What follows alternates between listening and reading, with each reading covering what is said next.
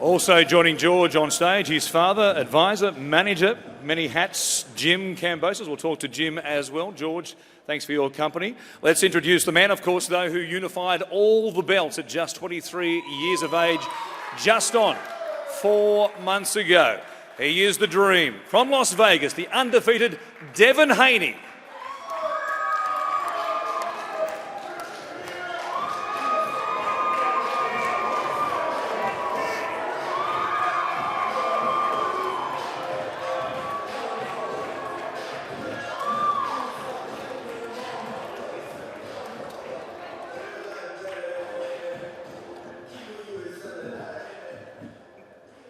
Like the Kambosos clan, Devin is joined by his father and trainer Bill Haney, joining us on stage for the press conference this morning. George, if I could start with you as the challenger at the press conference to announce this rematch back in August here in this precinct, you said that if you don't win back all the belts on Sunday, it could be the last fight of your career. Are you still standing by that very large statement? Well, I'm physically and mentally focused on this moment right now, so nothing else matters. Whatever was said, whatever was done, I'm zoned in on this moment. So nothing will break my focus, nothing will break that tunnel vision I have. So I'm not interested about any of that now. I'm interested on Sunday, what I do then. Your team has been based at an undisclosed location here in Melbourne for the lead up to this fight. You have a much smaller crew around you, a change in management, change in training. Also, it feels like a covert military operation. Is that how it is inside the camp? Yeah, pretty much. We're just a small team, small operation, but fully zoned in, fully embedded on victory. So that's all that's mattered. We've been left alone in this camp. We've been no distractions, just focused on one thing, and that's the way I've always done in my career, except for the last fight. So I'm looking forward to doing all my talking on Sunday. A great fight, and we're going to bring it for the fans and especially for myself. You've made sacrifices in the lead up to this fight, including time away from your family. Are you quietly confident that the sacrifices are worth it at this point in time? Yeah, look, boxing is all about sacrifices, and you need to make them extra sacrifices. It gives me that edge. I don't even have my kids here this whole fight week, and for the fight they will be at home. I sent them away to Portugal. They had a great time, but I continued putting in my work. And when they did get back, I was in my gym, living there. So, the sacrifices, the dedication, the discipline, it's all about, what gives them that mental edge to continue, getting back on top.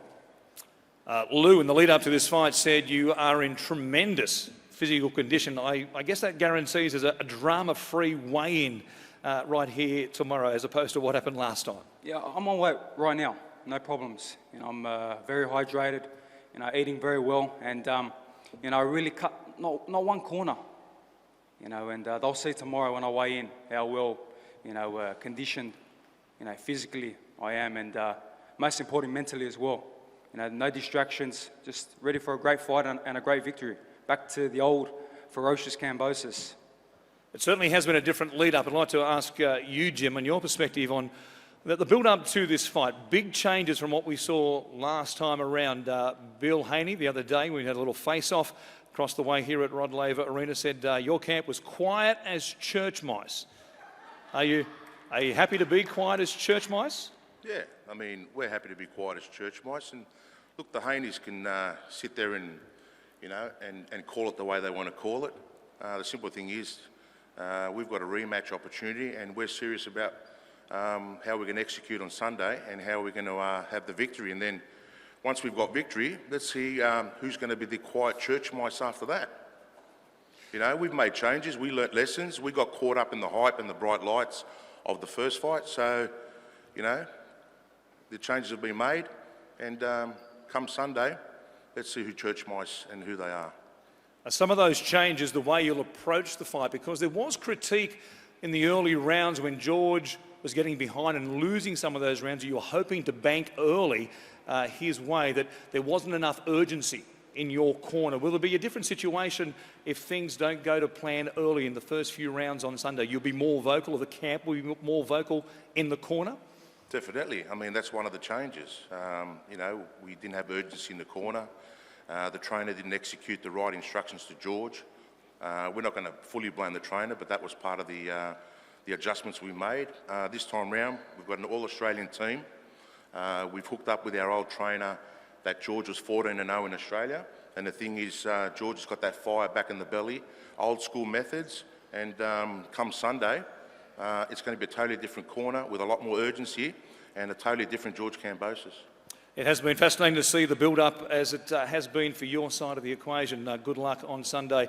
We'll talk more, of course, with George in a moment. We open the floor to questions from the assembled media here this morning. But I'd like to turn our attention to the current title holder, Devin. Welcome back to Melbourne, quite obviously. You've been here for almost 3 weeks now. How's the camp gone? First off, I want to thank Allah for allowing me and my team to be here. I'm blessed to be here. I'm happy to be here, and it's great to be back here in Melbourne. I made history here, and it won't be no different on the 16th. We were so impressed by your defence, of course, first time around, and what you did shutting down George over those 12 rounds at Marvel Stadium. And no matter the sport, we often focus, quite obviously in the media and as fans, on offence. But are you potentially the best defensive boxer in the world at the moment? I mean, the name of the game is to hit and not get hit, and I'm a student of the game, so that's what I follow. So yeah, I might be one of the best defensive fighters in boxing, but on the 16th I look to show more offense. Do you think that the fact that ESPN hasn't rated you in the top 10 of their pound-for-pound listings, they've overlooked just how good you are defensively? Because it's quite the omission to have the undisputed lightweight champion of the world not in that top 10 on their pound-for-pound rankings. Yeah, I mean, it's an opinionated list at the end of the day. I'm a solid all-around fighter, the youngest undisputed in boxing, so I should definitely be on the list. But it is what it is. My main focus right now is facing George Kambosos, and after that, we can talk about the pound-for-pound list. This is a very different build-up to what we had first time around. We spoke about that a couple of days also. They have been quiet. There's no doubt about that, the Kambosos camp. Are you concerned? I mean, they've been quiet, but every time they open their mouth, it's a different excuse. So,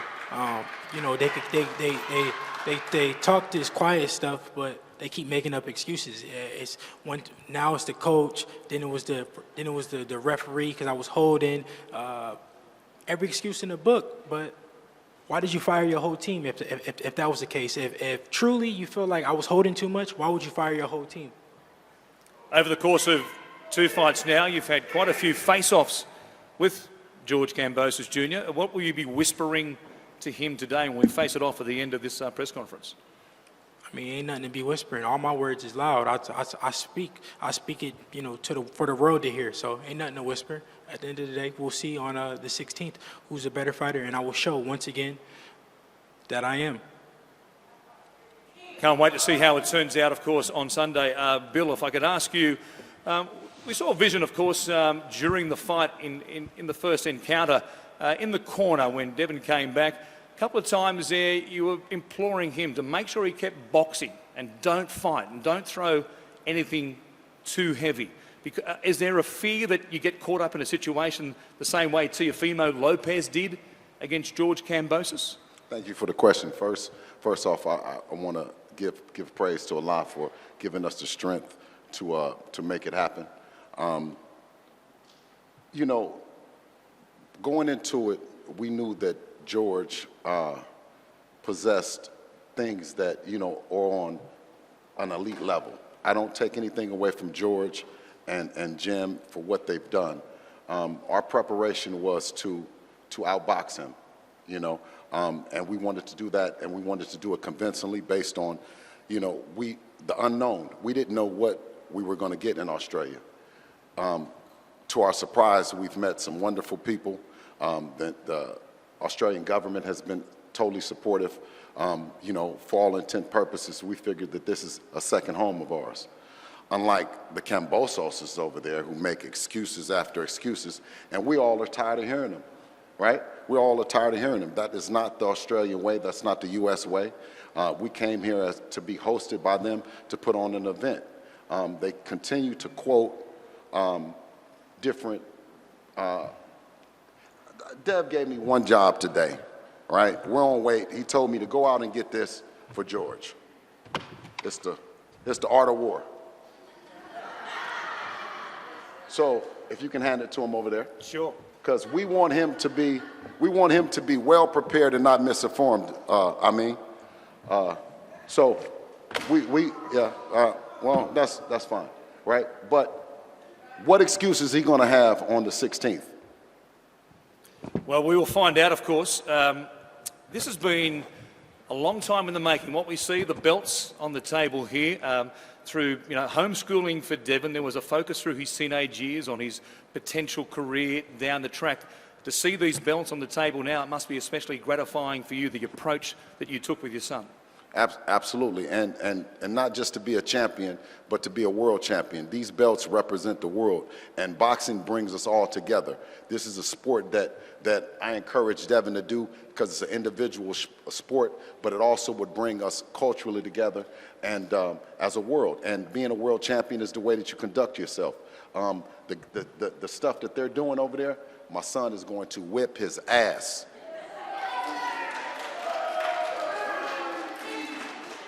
I've got to get a response from George. The Art of War by Sun Tzu. I think you quoted The Art of War last time around. Any thoughts on what we've just heard from Bill? What did he say? I didn't hear him. Okay. Earmuffs on, and the covert military operation continues on here today. I might open the floor now to questions from the media who have joined us here, and Peter Bedell from the Courier Mail is with us in the News Corp publications. Peter, great to see you. Yeah, thanks, Warren. Hi, George. Peter Bedell from the Courier Mail. We obviously have spoken a few times. I know your mentality going into this fight, but can you just give me a response to what they've said? I mean, they think you're full of excuses, that you're making cheap excuses for your loss in the first fight. What do you say to that? Well, look, there's no excuses. Whatever they're saying, that's no problem. Whatever they've done in their preparation, whatever they, is on their mind, that's okay. We're zoned in on one thing, like I said. Everything is perfect on our side, and I'm looking forward to a great fight. That's all I'm focused on. I'm not focused on anything else. If they want to talk, they want to say things, beautiful. They want to try to give me a present there, thank you, but I don't need that. I got my own. What mistakes did you make specifically in the first fight, and how do you rectify those for this fight to get those belts back? Well, look, the changes have been made. You learn from your losses. You come back a better fighter. So I've made my changes. I've looked at certain things, and I've gone back to my roots as well. So, we're just focused. I'm not going to give anything away. I'm just zoned in, and Sundays where I'll do my talking. Let's see who laughs last. That's what I'm, we'll say. Hi, George. Darren Walton, AAP. Mate, there's no secret that Devin's left jab caused trouble last time. What have you got in store to combat that this time?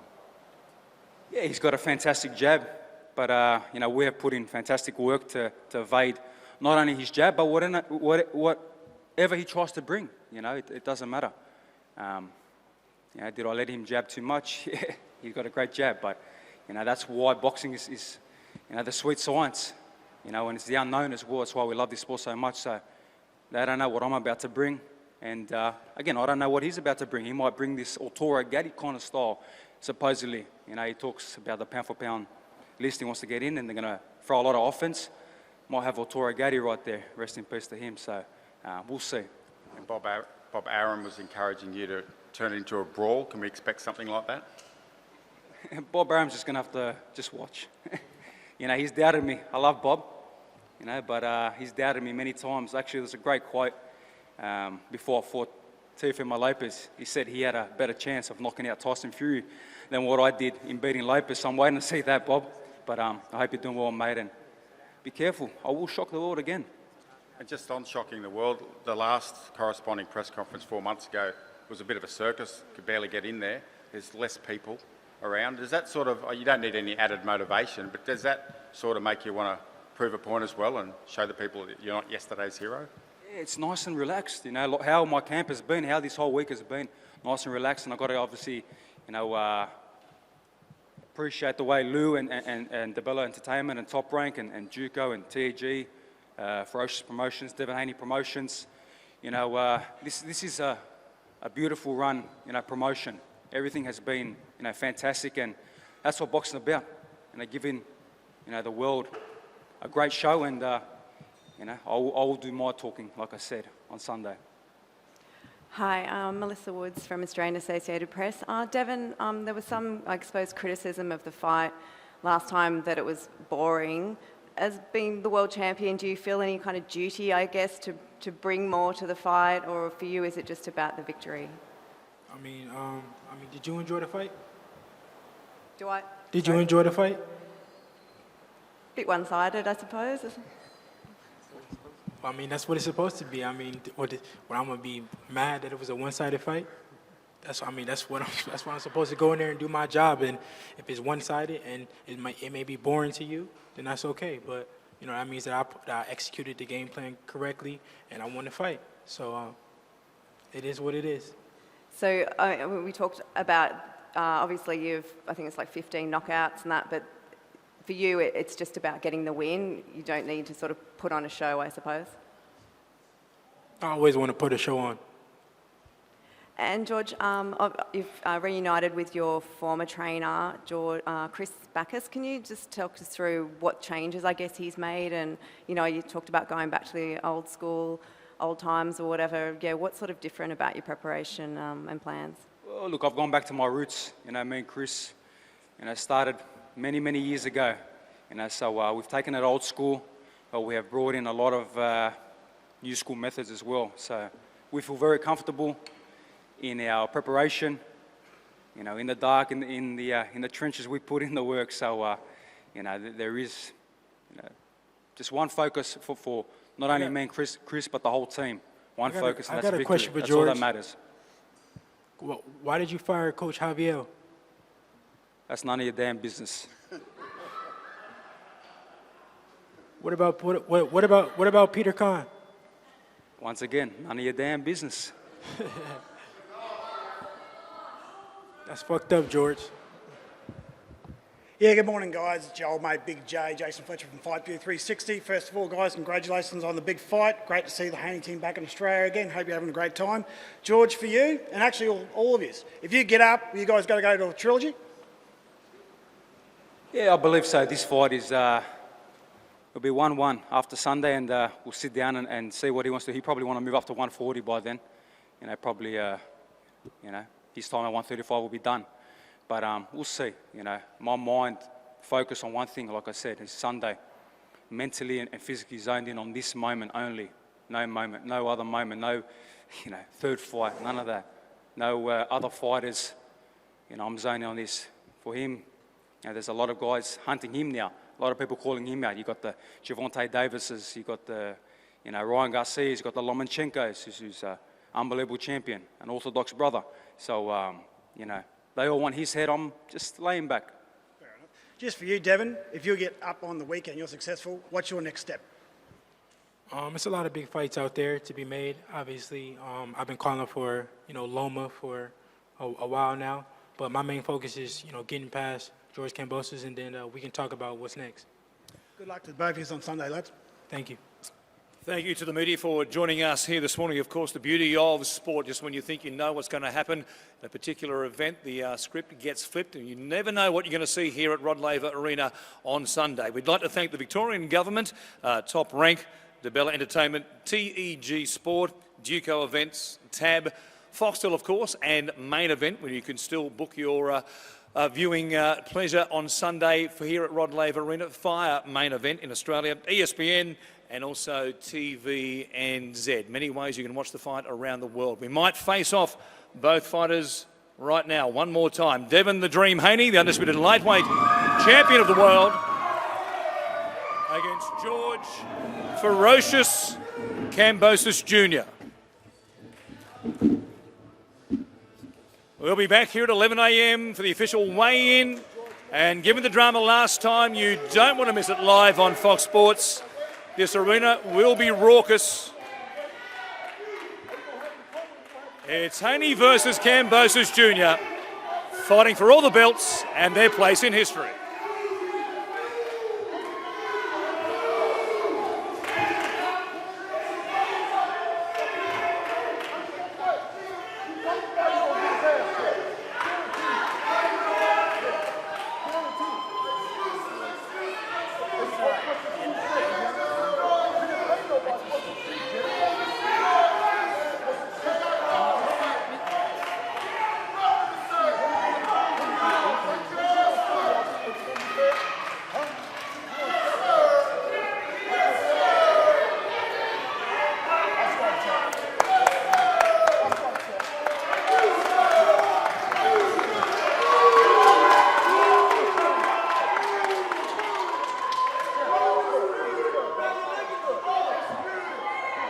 Face up for the cameras, fellas.